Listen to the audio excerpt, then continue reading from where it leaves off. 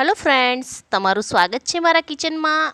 आज आपणे बनावीशुं एकदम टेस्टी ढाबा स्टाइल ढोकळीनुं शाक। अने आ शाक जे छे ते मारी मोटी बेननी स्पेशियल रेसिपी छे, एटले के तेना हाथे ज आ शाक जे छे ते शीखीशुं आपणे। अने जो हाँ तमने मारी रेसिपी पसंद आवती होय अने हजू सुधी मारी चेनलने सब्सक्राइब न करी होय तो प्लीज़ सब्सक्राइब करो। અને રેસીપી સારી લાગે તો તમારા ફ્રેન્ડ લોકો સાથે કે પછી ફેમિલી મેમ્બર સાથે જરૂરથી શેર કરો।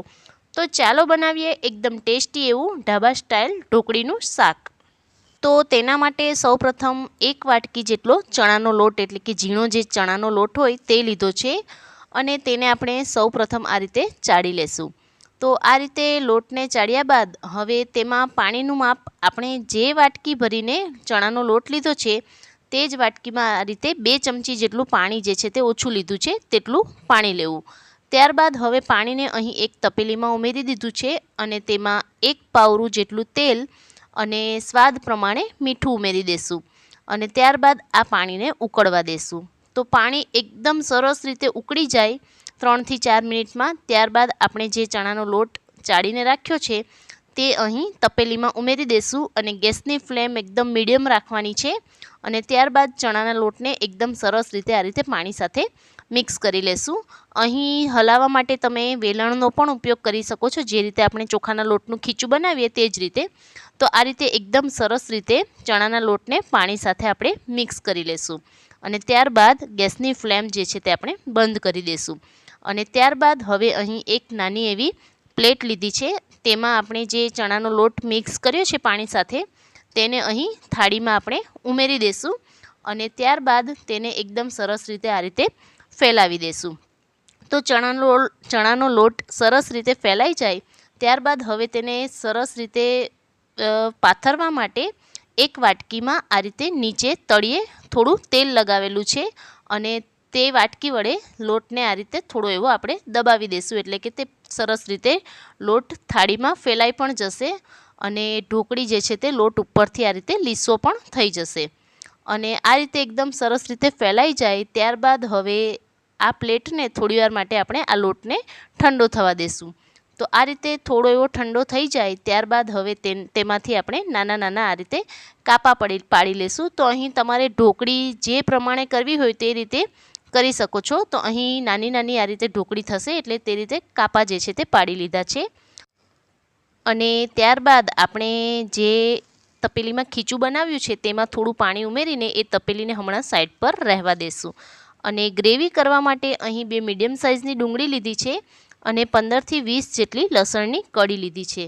તો આ બંને વસ્તુને આપણે મિક્સર જારમાં આ રીતે ડુંગળીને ઝીણા ટુકડા કરી લેશું અને લસણને ઉમેરીને તેની ગ્રેવી જે છે તે એટલે કે બંનેને મિક્સર જારમાં પીસી લેશું। તો આ બંને વસ્તુને મિક્સર જારમાં સૌપ્રથમ પીસી લેવી અને આ જે તપેલીમાં પાણી નાખીને આપણે રાખ્યું છે તેને થોડીવાર માટે સાઈડ પર રહેવા દેશું અને ઢોકળીને ઠંડી પડે એટલે આ રીતે છૂટી પાડી લેશું। તો શાક બનાવવા માટે અહીં 4 થી 5 ટેબલસ્પૂન જેટલું તેલ લીધું છે અને તેમાં આપણે 4 થી 5 લવિંગ, 1 બાદિયા અને 1 તજનો ટુકડો જે છે તે સૌપ્રથમ ઉમેરી દેશું અને આ બધી વસ્તુ થોડીવાર માટે તેલમાં આ રીતે ફૂટી જાય લવિંગ સરસ રીતે, ત્યારબાદ તેમાં 1 તમાલપત્ર અને 1 સૂકું લાલ મરચું ઉમેરી દેશું અને ચપટીક જેટલા આ રીતે રાઈના દાણા જે છે તે ઉમેરી દેશું અને થોડી એવી હિંગ ઉમેરી દેશું અને આ રીતે હિંગ ઉમેર્યા બાદ હવે આપણે ડુંગળી અને લસણની જે ગ્રેવી કરીને રાખી છે તે ઉમેરી દેશું અને હવે ગેસની ફ્લેમ મીડિયમ કરી દેશું અને મીડિયમ ગેસની ફ્લેમ પર જ આ રીતે ડુંગળી અને લસણની ગ્રેવીને ડુંગળીની ગ્રેવી જ્યાં સુધી આ રીતે બ્રાઉન રંગની ન થાય ત્યાં સુધી તેને થવા દેશું। તો આ રીતે ડુંગળીની ગ્રેવી થોડી એવી બ્રાઉન રંગની થઈ જાય એટલે તેમાં આપણે જે આખા મસાલા નાખ્યા છે એટલે કે લવિંગ અને બાદિયા તેને આ રીતે તેલમાંથી કાઢી લેશું એક ખાંડણી દસ્તામાં અને તેને આપણે આ રીતે વાટી લેશું। તો આ જે છે તે એક સિક્રેટ ટિપ્સ છે આ શાક બનાવવાની અને આ રીતે શાક બનાવશો તો શાકમાં આ રીતે લવિંગ અને બાદિયાનો જે ટેસ્ટ જે છે તે ખૂબ જ સરસ આવશે અને ઉપરથી કોઈ પણ ગરમ મસાલા નહીં ઉમેરો તો પણ આ શાકનો ટેસ્ટ ખૂબ જ સરસ આવશે। અને ત્યારબાદ અહીં થોડી એવી હળદર જે છે તે ઉમેરી દીધી છે અને હળદર ઉમેર્યા બાદ હવે ગેસની ફ્લેમ જે છે તે મીડિયમ જ રાખવાની છે અને મીડિયમ ગેસની ફ્લેમ પર ડુંગળીની ગ્રેવી જે છે તે આ રીતે બ્રાઉન રંગની થાય અને તેલ આ રીતે છૂટું પડતું દેખાય ત્યાં સુધી તેને થવા દેવાની છે. અને ત્યારબાદ હવે તેમાં 2 નાની ચમચી જેટલું લાલ મરચું પાવડર છે તે ઉમેરી દીધું છે અને તે ઉમેર્યા બાદ હવે તેને થોડીવાર માટે આપણે થવા દેશું. તો આ રીતે થોડીવાર માટે થઈ જાય અને તેલ છૂટું પડતું દેખાય એટલે તેમાં અહીં પાણી ઉમેરી દેશું. તો પાણી રસો કેવો કરવો છે તે પ્રમાણે ઉમેરવું અને ત્યારબાદ આપણે તપેલીમાં જે પાણી ઉમેરીને રાખ્યું હતું ચણાની લોટવાળી તપેલીમાં તે પાણી અહીં જરૂરથી ઉમેરવું. તે પાણી ઉમેરવાથી ગ્રેવી જે છે તે ઘટ થશે તો તે પાણી પણ અહીં ઉમેરી દીધું છે અને ત્યારબાદ આપણે લવિંગ અને બાદિયા જે વાટીને રાખ્યા છે તેને પણ હવે શાકમાં આ રીતે ભૂકો થઈ ગયો છે તે ઉમેરી દેશું અને ત્યારબાદ હવે થોડું એવું ધાણા જીરું પાવડર છે તે અહીં ઉપરથી ઉમેરી દેશું અને થોડું એવું લાલ મરચું પાવડર છે 1 નાની ચમચી જેટલું તે ઉમેરી દેવું.